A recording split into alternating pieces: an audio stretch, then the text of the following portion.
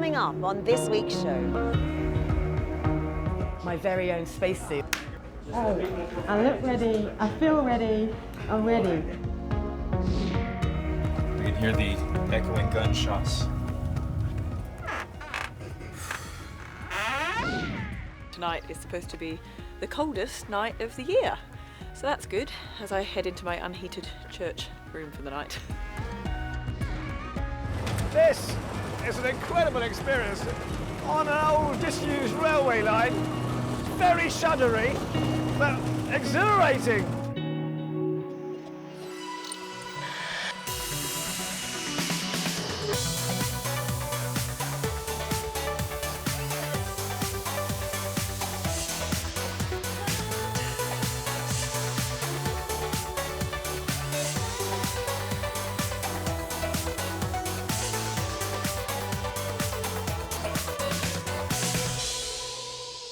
Hello and welcome to The Travel Show, coming to you this week from Tokyo, home to the bullet train, arguably the world's best sushi, and capsule hotels, the uniquely Japanese place to rest your head, where you also might end up bumping it if you wake up in the middle of the night. And whilst we wait to get back on the road again, this week we thought we'd take a look back at some of the strangest places we've stayed on the show over the years.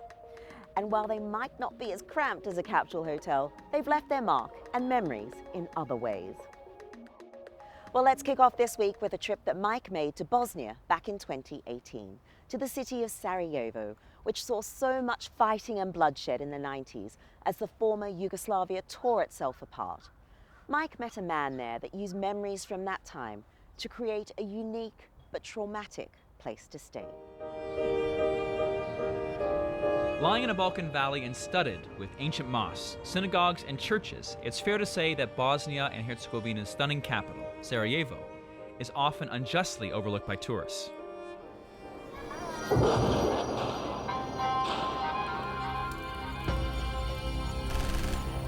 "25 years ago, this was a very different place. Bosnian Serbs sat in the hills and laid siege to Sarajevo as the breakup of Yugoslavia led to nationalism and inter-ethnic violence. 10,000 people died in this city in some of the most horrific fighting Europe's seen in modern times. It's cast a long, distressing shadow, and in an attempt to help me understand what it was like being there back then, I've been sent here to a hostel in the city center." Hello, 01, nice to meet you. 01 is your name, Yes, it's my father's war code name. and this is the war hostel. Yes, it's just this way.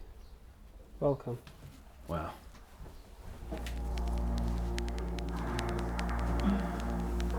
Inside, 01 attempts to simulate the experience of living in Sarajevo during the siege. It's quite something different, isn't it? It is definitely something different. There are gunfire sounds that never get switched off. Electricity is run from a car battery, the windows are covered, and you sleep on the floor on a rectangle of foam. Underneath the hostel, there's a collection of relics from the war. Paraphernalia salvaged from 01's walks on what used to be the front line. And there's the bunker, a recreation of the frontline facility once used by 01's father from fighting up in the hills. We are getting ready for a night in the bunker. 01 is in here preparing the room for us, and he has reinforced the point that it's going to be quite intense. We can hear the echoing gunshots much louder down here. You can see the smoke already.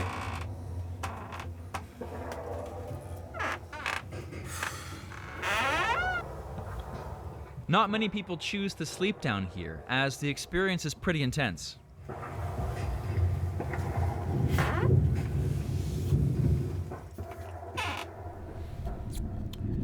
One of the rules that 01 has for the bunker is no timekeeping devices. I had to forfeit my watch and my cell phone before he left, so I have no idea what time it is. They left me in here about 11:30 p.m. Maybe it's been an hour. A couple of the sounds that play whenever they sound just jolts me.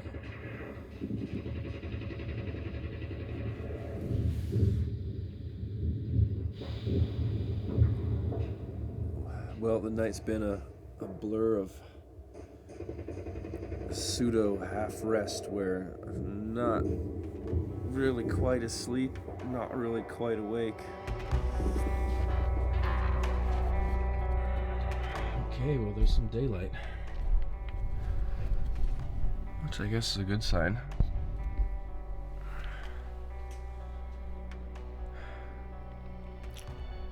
Don't exactly feel like a fresh daisy right now, but the world seems to be awake. I take my leave of 01 in the morning, but one question has been bothering me overnight. Is this all in good taste? Well, somebody could think that we're playing games or war games or something like that. It's not the point. The point is to just give you a small glimpse of what it was like for people who were forced to live through this, like me and my family. People who were forced to go on the front line, how there was no choice. Well, thank you so much. That was a night I will remember for the rest of my life. Thank you very Really much for appreciate it, staying yeah. here. Thank you for picking us. Thanks, everyone.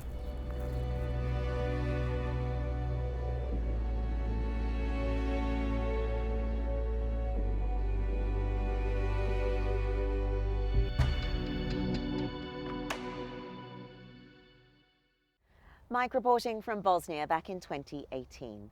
Well, the year before that, Krista got a slightly more restful night sleeping inside a church deep in the English countryside. She was trying a spot of champing or church camping, although something tells me it was the right location, but wrong time of year. Let's see how she got on. Here, in this barely used Norman church, is my bed for the night. It's always very reassuring walking through a graveyard to get to your accommodation.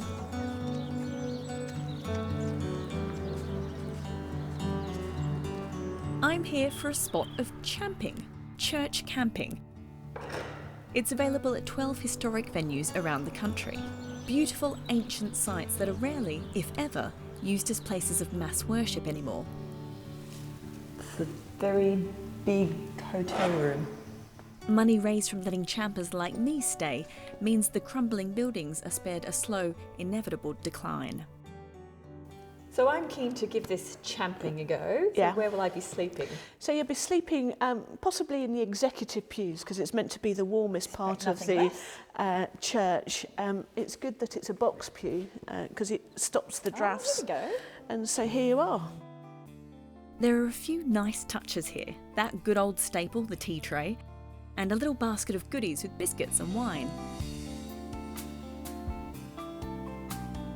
I mean, it's only 6 p.m. and it's already cold. Safe to say, champing is usually more of a summer activity. At least the pub next door looks like it's going to be warm. Why would anyone want to go champing? Because you get to spend such a lot of time in truly amazing historic buildings. The way people usually visit historic churches, and I've seen it, is that they go to the door, they pop the head round, they go, oh, there's a font, there's an altar, there's some very nice stained glass, that's very pretty, and then they leave. And what you miss by doing that is you don't get to dwell in the place and really feeling for it.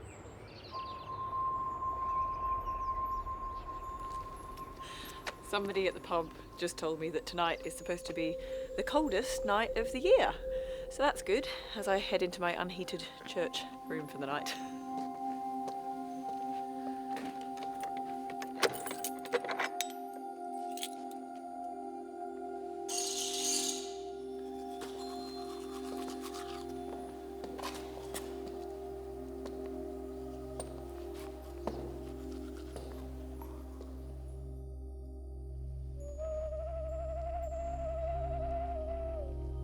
I've got my airbed, sleeping bag. So I've just got into bed and it's quite comfy actually. Quite cosy given how cold it is, and I can see my breath. I'm going to try to go to sleep now. and try and forget that I'm entirely surrounded by graves. It is quite cold, it's quite noticeably quite cold. I think there's a jolly good reason that champing is usually only done during the summer. Because these old churches don't have nice central heating, but they're just oddly peaceful actually. It's cold but peaceful. Deciding to come champing in the dead of winter was a really terrible idea.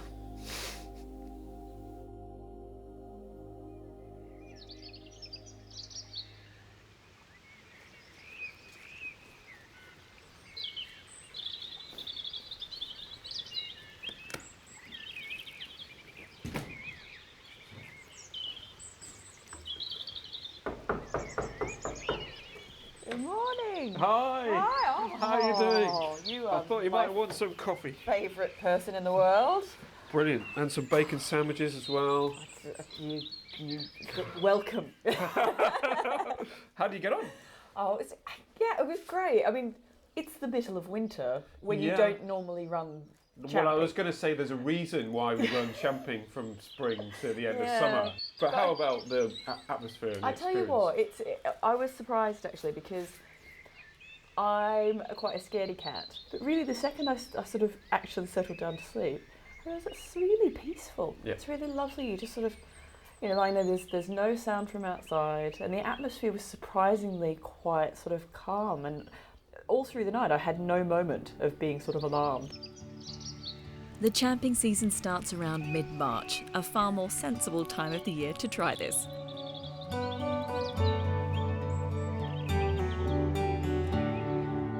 Krista trying a spot of out-of-season champing back in 2017.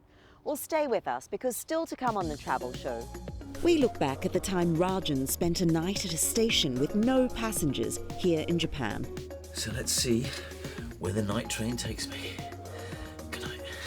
And Lucy got a taste of sleeping on Mars deep in a cave in Spain. Now, I've not been in the top bunk since I was about 8 years old, so I'm not going to lie, I'm actually really excited about getting in the top bunk. Now, when it comes to strange places that the travel show team have stayed over the years, there is one particular standout. It's that time that Lucy went to Spain to join a group of scientists looking to recreate life on Mars deep inside a Spanish cave. And it would have been just plain rude to turn down an invite to a sleepover.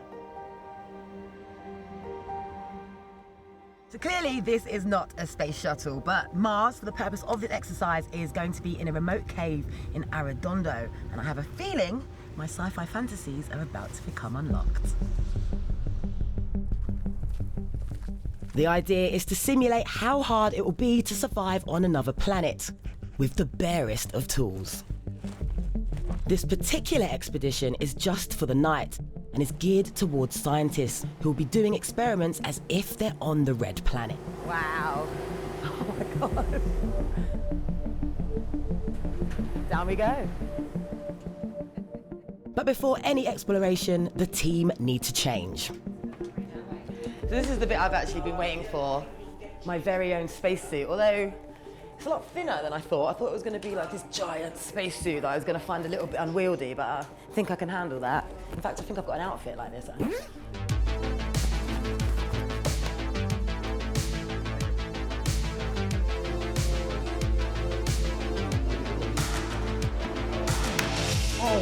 I look ready, I feel ready, I'm ready. Just one final touch. I'm ready for my ascent into Martian land. I'm a little bit scared too. Hold this.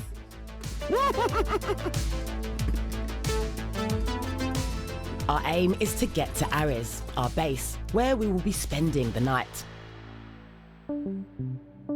It's anticipated that the first colonists to Mars will also have to live underground in caves or lava tubes to avoid interstellar radiation. And there's no time to waste on the experiments. Okay, so I'm collecting some samples of the water that's trickling from above. It's really quite cool.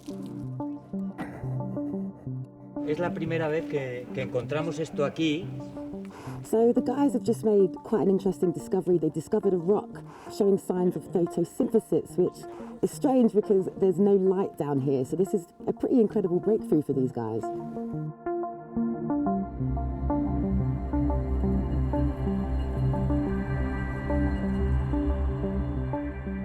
Finally, we make it to Ares. And it's a bit of a squeeze in the decompression chamber.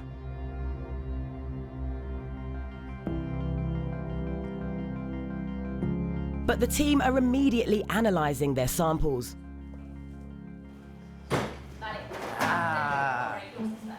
We have a table. The pod is set up with everything to meet your basic needs. And after all that work, it's time for dinner. Couscous with chicken, wild berry yogurt. They all sound the same. I'm going for one of my favourite dishes, bolognese. The water's in, give it a stir, leave for 10 minutes. It looks a little bit like plastic. But I'm so hungry.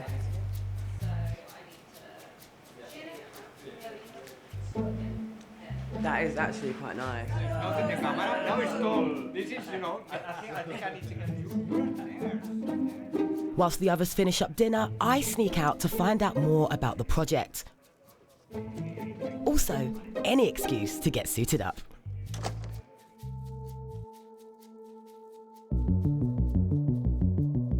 One of the goals is to extend the stays in the cave to see how people cope.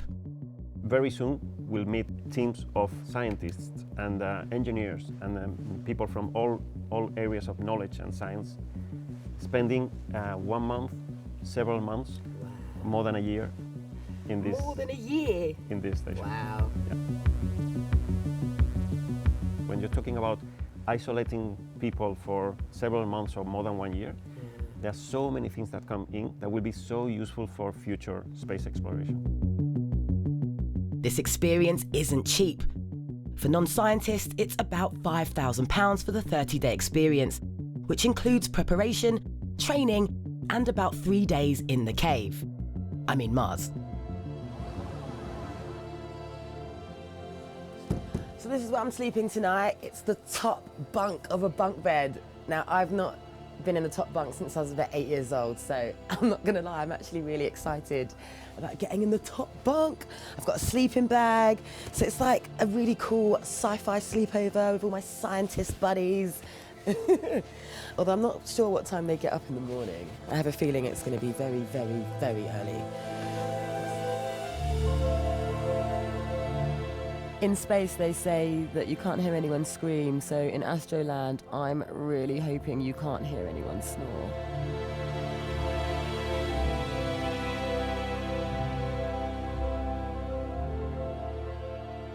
Lucy trying to get some sleep in that Mars mock-up in Spain early last year.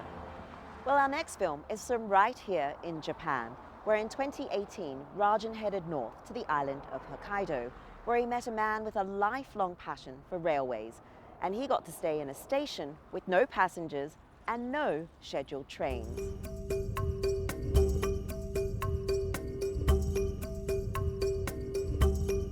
I'd arranged to stay in a unique guest house. Tomioka worked on trains most of his life. ここが一応駅当時の待合室という形になります。そして、これは当時の古い時刻表です。Timetable. When he stopped working on the trains, he restored an old disused station house back to its former glory. So this used to be a railway line here? スロープで上がってって、ホームがちょうど丸太の置いてあるあたりがプラットフォームだったんです。In contrast to the Japanese mainland, much of the urban life in Hokkaido first developed around the rail infrastructure. Some of the old local train routes closed with the loss of industry, but for some people like Tomioka, this is not the end of the line.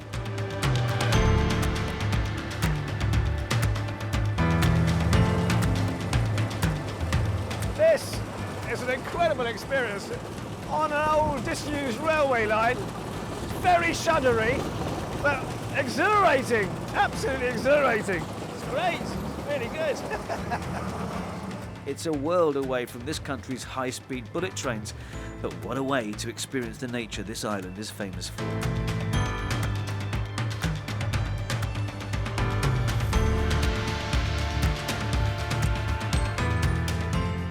自分が実際に東京で、車掌をやってた頃もその自分の担当する列車っていうのは一つのこの社会の空間の切り取った部分かななんていうのもあって、それこそいろいろな人たちの人生の引きこもごもが詰まっているのが鉄道にあるんだなと。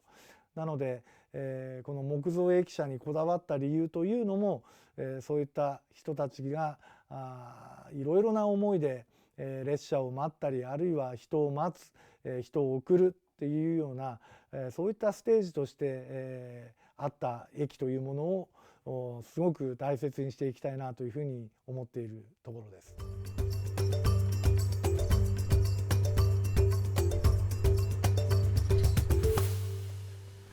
I've got my sleeper carriage berth, so let's see where the night train takes me. Good night.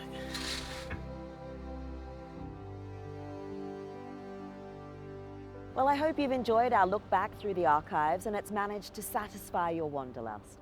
And let's hope we can all start travelling again soon. But in the meantime, keep an eye out for us next time when...